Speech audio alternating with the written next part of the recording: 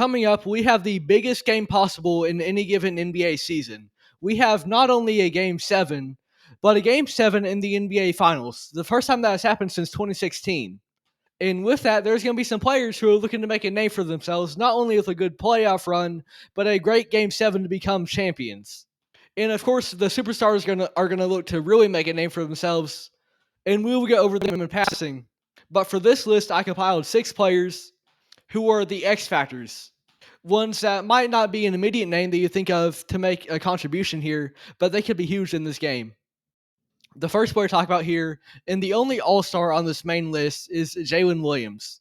Now, J-Dub has had a little bit of an up and down playoffs. There have been times where he's been called a playoff shopper, but in these finals, particularly through games 3 and 5, he has looked like the exact opposite of that. He's been great. In games 3 and 4, it was back-to-back 20 pieces, but then his magnum opus came in game 5 with a 40 ball. And he was playing some of the best hoops of his career, but then in game 6, it came crashing down. He had, in terms of box score plus minus, a negative 40. So that last game in which OKC could have put it to bed and became champions, J-Dub did not perform too well. And with that, there's a little bit of a chip on his shoulder because this is someone who was an all-star this year. And he wants to prove that he can get back to that form that he had in Game 5, that he can be a riser in the biggest moments. So he's going to be looking to perform in Game 7. Next player I have here is Aaron Nesmith. Now, much like J-Dub, this is someone who had a big game earlier on in these playoffs. For him, it was game 1 of the conference finals against the Knicks, in which he went off for a 30-piece and 8 for 9 from beyond the arc. He was shooting lights out, and this is someone who can be a lights-out shooter when he's confident, and he has the opportunity to do so. But ever since that game, we haven't really seen the same Aaron Nesmith. And there have been times where he's hit some good shots in some crucial moments, but overall, it hasn't been anything like that game. And so this is someone else, though, that if you give him a chance, if you give Aaron Nesmith the green light, he can be very, very crucial for you. And to have that kind of shooting ability in your back pocket, that can change the tide of a game. And so he could be huge for the Indiana Pacers in Game 7. Next player I have here is Lu Dort. Now, this is someone who, much like Aaron Nesmith, has been a pretty good shooter this postseason. And I say pretty good because Lu Dort is not someone that typically comes to mind when you think of as a knockdown guy from beyond the arc, in the same vein as an Aaron Nesmith. But Lu Dort this postseason has been really, really good at doing just that. But last game, much like J-Dub in his minus 40 box score, plus minus, Lu Dort didn't have a great Game 6 either. He was 1 for 5 from beyond the arc, and typically, especially what we've seen from him in these finals, he's been pretty good as a shooter, and that's been really important for OKC, to have that kind of floor spacer. But that wasn't the case in Game 6. So much like J-Dub, there seems to be a little bit of a chip on his shoulder, or you could imagine so. And he does really well in front of an OKC home crowd. So Game 7, that's going to be in Oklahoma City, and Lu Dort could be in for a big bounce-back game. Next up on this list is Myles Turner. And when you talk about a player who has a deep connection with their team, there's no better example of that than Myles Turner, because in this modern NBA, there is kind of a lack of loyalty, and that's largely because of a transition to the business side of things. Damian Lillard, for example, he was really loyal to Portland. Ultimately, he won a ring. He joined with the Bucks. But Myles Turner has been an Indiana Pacers lifer. And with that, now he's going into the biggest game of his life in which they could become champions. And he's been there through a lot of eras of Indiana Pacers basketball. And with that, now going into this game, you know, he really feels like he has been a part of this team. He's been a part of this franchise for so long. He's going to want to perform for them in Game 7 and bring them a title. So Myles Turner is another player to watch out for. Next up is Alex Caruso of the OKC Thunder. And this is someone who is one of the best perimeter defenders in the entire NBA. And in this series, you know, typically for Alex Caruso, where he makes his money, his bread and butter has been his defense. But in this series, he has had some real good offensive outings, and that hasn't been something that you've necessarily seen from Caruso in the past. But this is a veteran, a guy with a great mind for the game. You see that on his defense every single night, but you've seen it on his offense as well in this series. And so maybe that could carry over in Game 7. The veteran who's been here before, he's been a champion before. Could that carry over in Game 7? Could he have another good offensive outing as well as his great defense to lead OKC to becoming champions? And also for Caruso, you talk about his defense.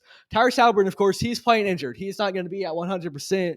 Caruso is someone who, with his defensive abilities, could be able to kind of put a stop to Haliburton. He looked comfortable in Game 6. Hallie, in Game 5, he did not. But in Game 6, he seemed a lot more aggressive with the injury, kind of coming to terms with it. Caruso is someone you could put on him to try to put a stop to that. He could be huge for the Thunder in Game 7. And then some honorable mentions here. Of course, you have the stars on OKC's end. You have Shai Gilgeous-Alexander. He's been so consistent, whether it's been the regular season, whether it's been the playoffs. He, of course, is the MVP of the league right now. And with that, it's one thing to win the regular season MVP award, but it's another entirely to add to your legacy to win the Finals MVP award. And so this is someone who, of course, would very much like to add that to his resume. And Shai is an anomaly in the sense of the modern point guard because he is not necessarily someone who relies on the three-pointer. He is not someone who is inconsistent. He is not someone who is lackadaisical on defense. He does a little bit of everything for the Thunder and does it in ways that is really unique to him.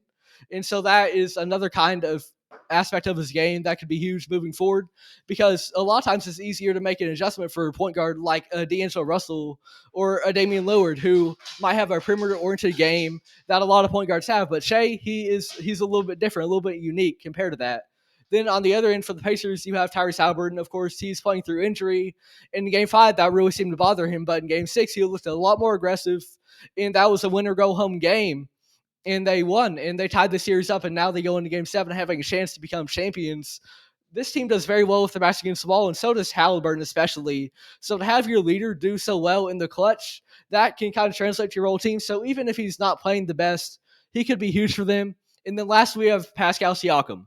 This is someone who has been there, done that, much like Alex Caruso. But for Pascal, he has been the primary scorer for Indiana this whole season. And he really goes under the radar because when you think about this team, you think about Tyrese Haliburton first and foremost as a star, but Pascal has been huge. And to become a two-time NBA champion, that would be especially big for his legacy. Because it's one thing to win once, but if you win twice, you are really a winning player. Pascal Siakam definitely wants that. And the last player I have here is TJ McConnell. This is someone who has been so impressive for the Pacers, especially in this series. Whether it's been on offense or defense, he has done a little bit of everything for Indiana. And so moving into Game 7, especially with the Tyrese Haliburton injury, you kind of ask if he's going to be the point guard to lead them. If he's not, TJ McConnell is a great option to have as a backup, as a reserve, because he has racked up so many steals. He has disrupted this OKC offense at times. And you add in that a performance like Game 5, especially in that third quarter where he had 13 points in that third. Chief McConnell has been huge on both ends. He has showed up in the biggest moment of his career. And going into Game 7, it doesn't get any bigger than that. He's going to want to show up, and he very well could. He's got a track record for it, especially in these past couple games. And that is all. Those are some players to watch going into Game 7. This is the biggest game possible in the NBA. Game 7 in the NBA Finals. It doesn't get any bigger than that, and these players are going to be looking to step up.